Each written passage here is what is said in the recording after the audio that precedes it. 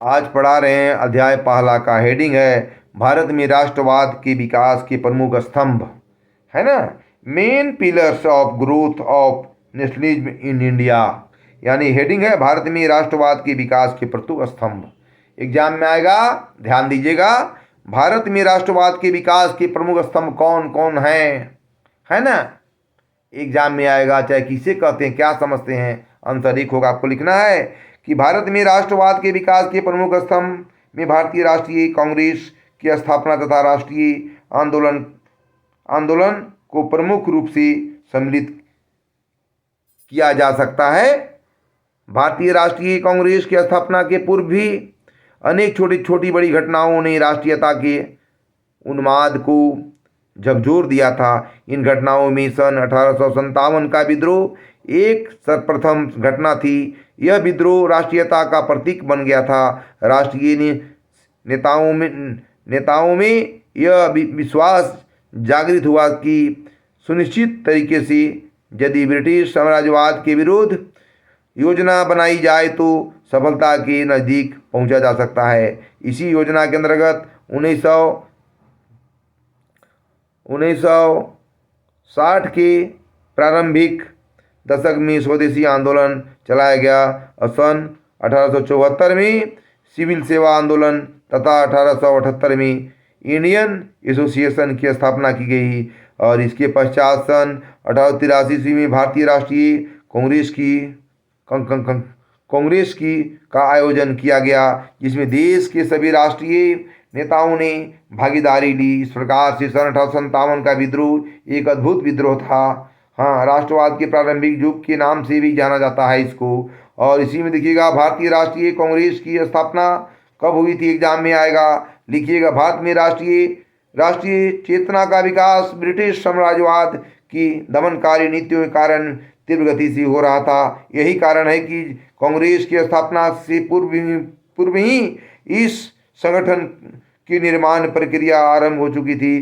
कांग्रेस का संगठनवादी ढांचा तैयार बनाने में बंगाल, बम्बई तथा मद्रास प्रेसिडेंस की प्रमुख भूमिका रही है। भारतीय राष्ट्रीय कांग्रेस की स्थापना 28 दिसंबर सन 1885 में हुई थी।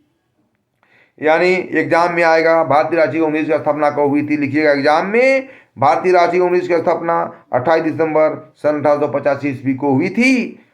कांग्रेस के संस्थापक सर ह्यूम थे, जो कि सेवानिवृत्त ब्रिटिश प्रशासनिक अधिकारी थी। अप्रैल 1885 ईस्वी में हुई पूना आंदोलन के राष्ट्रीय आंदोलन से जुड़े सभी भारतीय नेताओं ने एक राष्ट्रवादी संगठन स्थापित करने का घोषणा पत्र जारी की थी।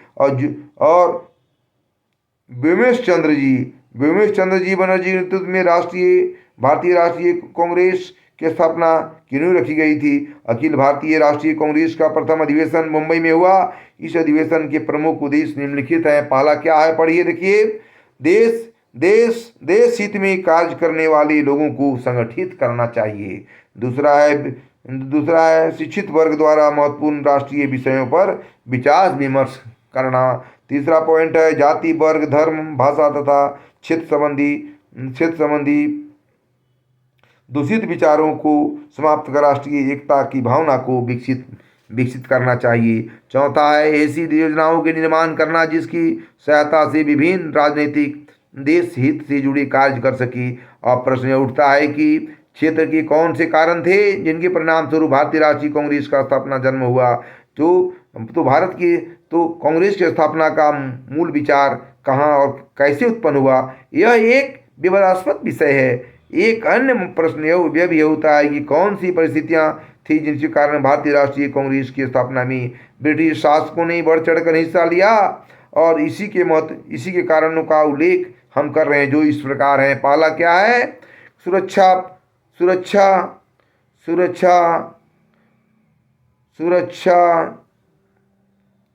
सुरक्षा नाली के रूप में कांग्रेस की स्थापना लाला लाजपत राय और विलियम वेंडरवर्थ के अनुसार ब्रिटिश साम्राज्य की रक्षा के लिए एक प्रमुख वर्ग माना जाता है। दूसरा है साम्राज्यवादी संस्था। ऐसे एनी बेसेंट के अनुसार उन्होंने भारत की कल्याण के लिए अखिल भारतीय संस्था की स्थापना की थी। तीसरा पॉइंट है डफलिन का षड्यंत्र, यानी कांग्रेस के प्रथम सभापति व्योमेश बनर्जी तथा 1898 ईस्वी में यह विचार प्रकट किया गया था कि कांग्रेस की स्थापना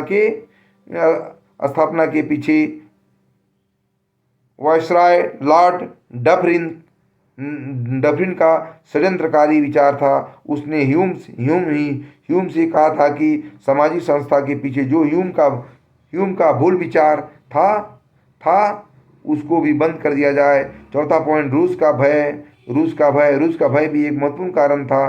पांचवा भारत की राष्ट्रीय संस्था भी एक महत्वपूर्ण कारण माना जाता है।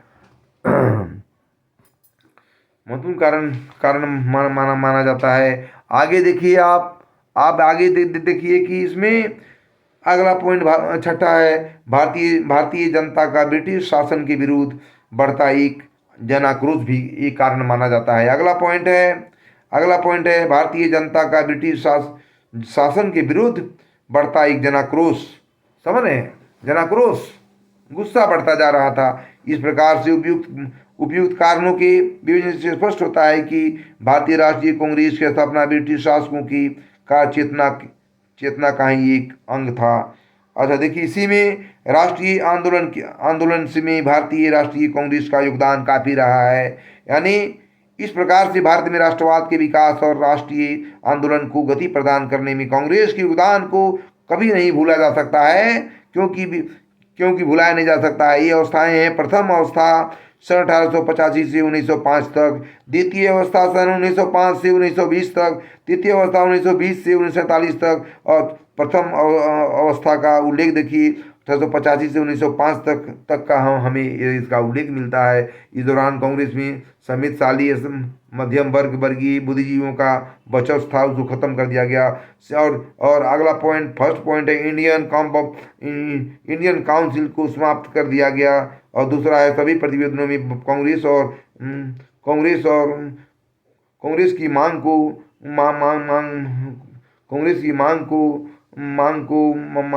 को धारा सभाओं का विस्तार करने, सभी प्रांतों में धारा सभाएं स्थापित करने, उनके अधिकारों में वृद्धि करने और उनमें मनोनयन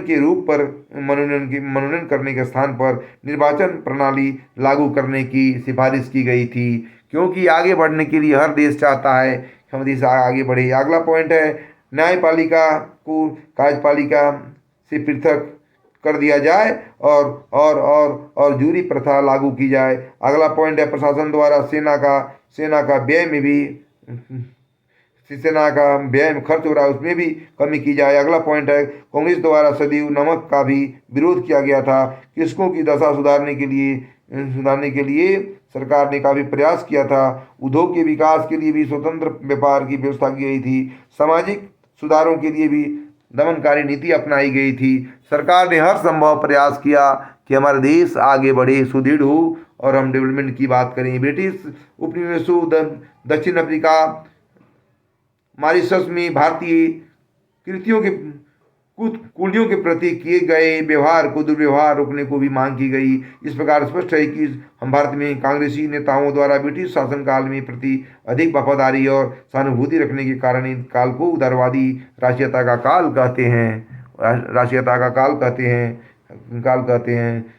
कहते हैं। इस प्रकार हम कह सकते हैं कि उदारवादी नेताओं की कार्य जीवन को निम्नलिखित बिंदुओं पर हम स्पष्ट कर सकते हैं। पहला, ब्रिटिश शासन व्यवस्था के प्रति अटूट विचार भी था। इससे हमें साफ जाहिर होता है कि हमारा देश बहुत ही बलशाली था और अभी भी है, बस आज इतना ही।